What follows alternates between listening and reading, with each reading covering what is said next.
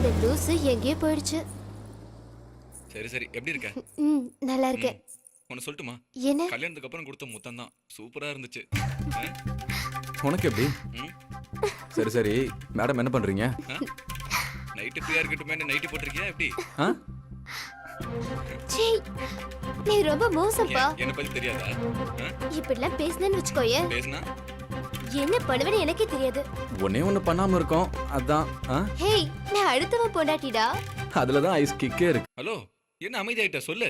ஓ, முத்த வேண்டாம், அடுத்த ஸ்டெப் போலான்னு சொல்றியா? ஏய், இப்படிலாம் பேசுன நான் போனை நீ வச்சிடுவேன். வைக்க மாட்டேன். என் வீட்டுக்கார மட்டும் வந்தான்னு வச்சுக்கோ, என்ன உதப்பா. பயப்படுற மாதிரி நடிக்காதடி. என்னை அவன் டெய்லியும் டார்ச்சர் பண்றான். அது சரி, புருஷனா அப்படிதான் இருப்பான்.